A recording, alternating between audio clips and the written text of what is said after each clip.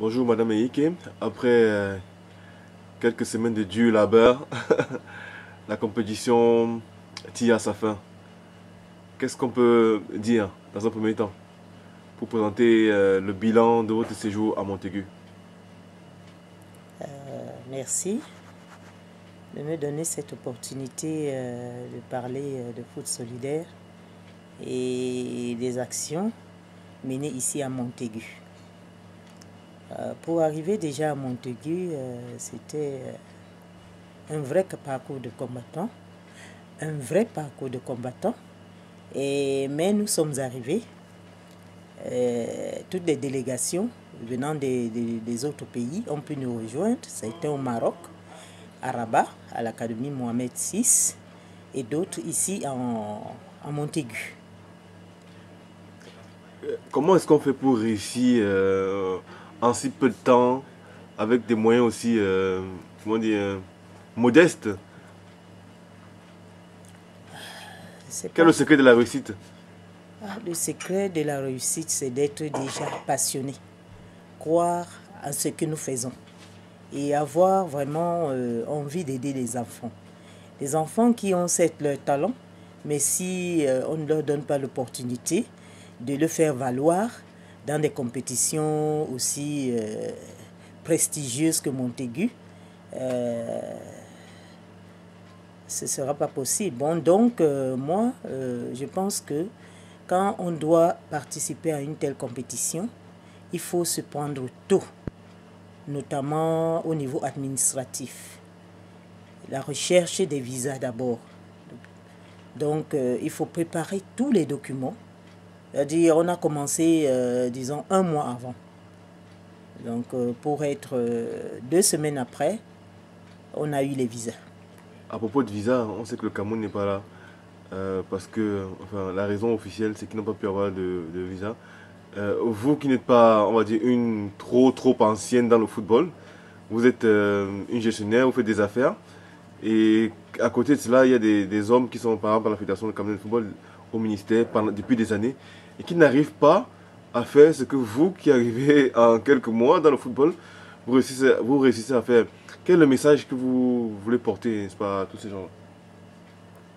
Sans vouloir porter un jugement, parce que je ne peux pas savoir ce qu'ils ont à faire, le travail qu'ils font avant d'arriver au niveau de l'ambassade, mais je crois qu'il faut déjà prendre rendez-vous.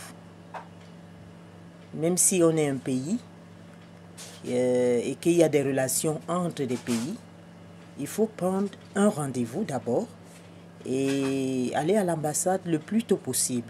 Parce que quand il y a beaucoup de dossiers, ils ne peuvent pas traiter ça en une seule journée.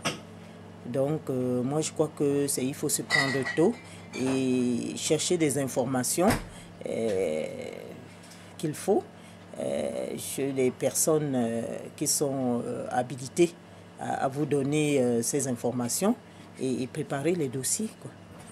Bon, tout le monde vous fait des compliments hein, pour votre passage honorable à Montaigu.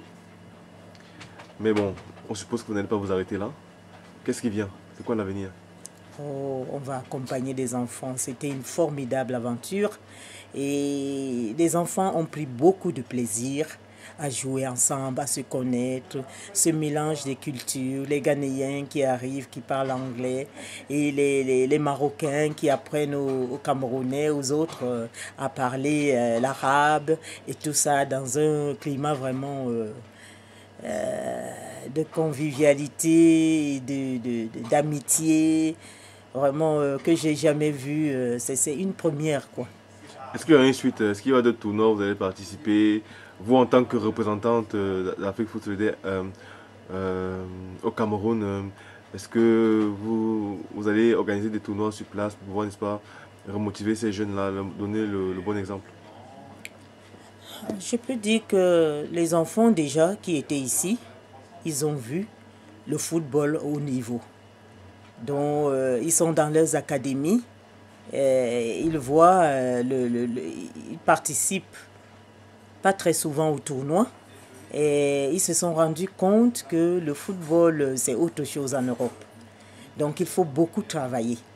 Bon, on leur a dit que cette aventure allait continuer et qu'on allait travailler avec des académies qui ont signé la charte, avec Foot Solidaire, surtout les enfants qui étaient avec nous à Montaigu, et qui ont pu se rendre compte des efforts qu'ils devaient faire.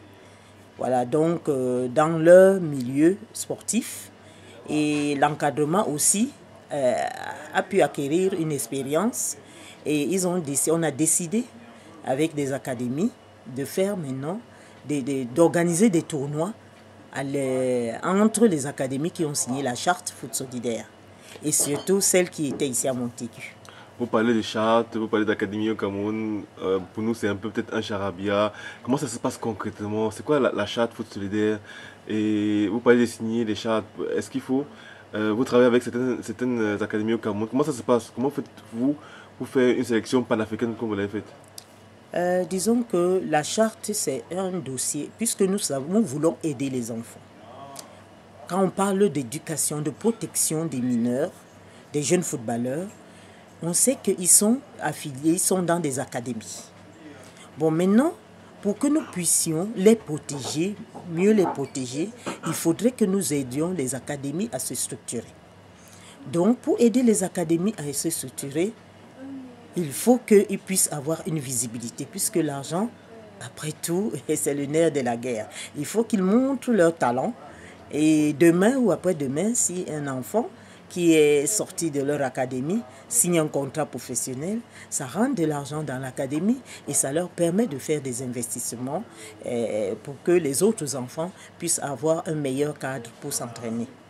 En acceptant de participer au tournoi de Montaigu, quel était le message que vous voulez, n'est-ce pas, faire passer?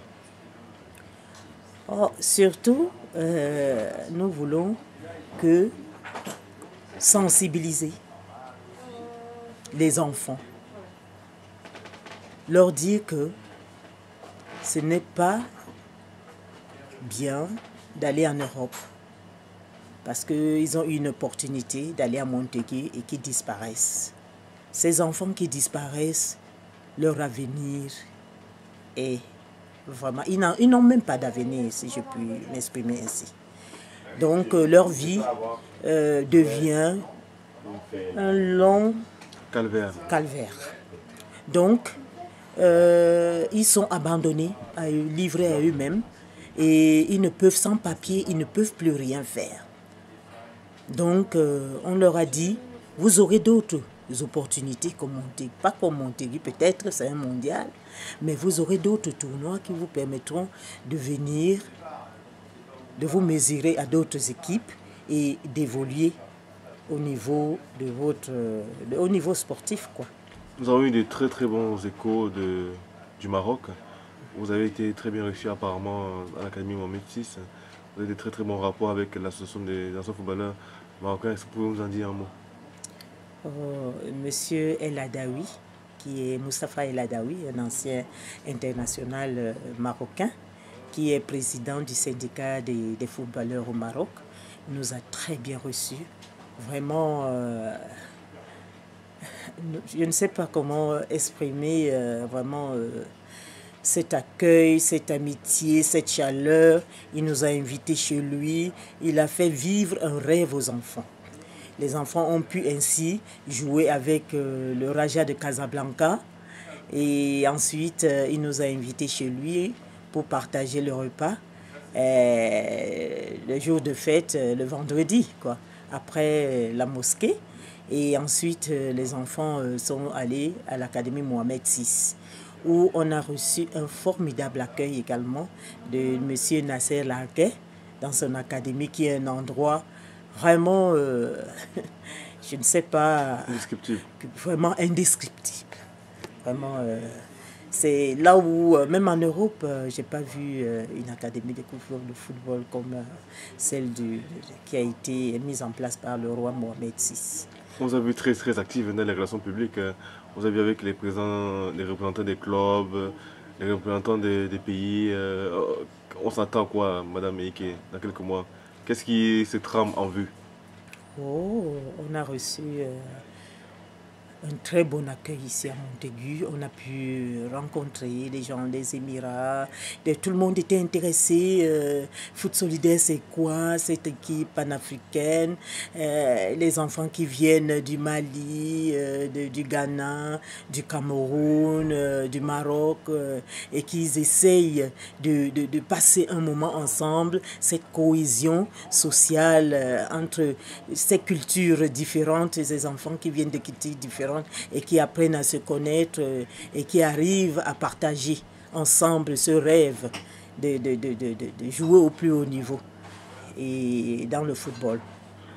Vous qui étiez avec ces enfants du début jusqu'à la fin, qu'est-ce que vous avez ressenti dans leur vécu? Beaucoup de choses. J'ai pu constater qu'il y avait des enfants fragiles. Au niveau psychologique, il y avait un grand travail. Alors, il fallait être attentif, observer ces enfants pour essayer de deviner. Ils ne venaient pas forcément vers nous, mais il fallait deviner qu'ils avaient des problèmes, il y avait des incompréhensions, il fallait les motiver, il fallait les comprendre, il fallait leur donner des conseils pour avancer, mais surtout, c'est cette joie. Ces étoiles que j'ai vues dans leurs yeux, ils m'ont dit vraiment qu'ils ont vécu une formidable aventure et que vraiment, pour eux, c'est quelque chose qu'ils n'oublieront pas. Et vous, personnellement, qu'est-ce que vous avez appris de ce long stage d'abord et puis de ce passage à Montaigu? Réussi, on va dire. J'ai appris beaucoup de choses. Je ne sais pas où commencer, hein. Il y a beaucoup de choses. Déjà, des personnes que j'ai rencontrées, des personnes de qualité. On se dit, quand on est chez soi, on ne se rend pas compte. On ne peut même pas imaginer qu'on puisse rencontrer des personnes merveilleuses comme celles que j'ai pu rencontrer pendant tout ce périple-là. Et depuis le Maroc jusqu'ici à Montaigu, les gens sont chaleureux. Et surtout, les joueurs, il y avait le fair play. Il y a les enfants qui se sont dit non, ils veulent faire mieux la prochaine fois parce que ça leur a donné envie de vraiment travailler et d'évoluer, quoi. Vous avez vu comment est-ce que les enfants travaillent au Cameroun dans les académies? Vous avez vu comment est-ce que les enfants travaillent à l'Académie Mohamed VI du Maroc? Vous avez vu ce qui se passe en Europe? Vous avez vu ce qui se passe à Montaigu? Si on vous demandez, vous, Madame Meïké, de prendre quelque chose de bien en Europe pour amener au Cameroun, qu'est-ce que vous prendrez? Je dirais la formation des formateurs. Il faut que les encadreurs, les éducateurs, les entraîneurs soient formés.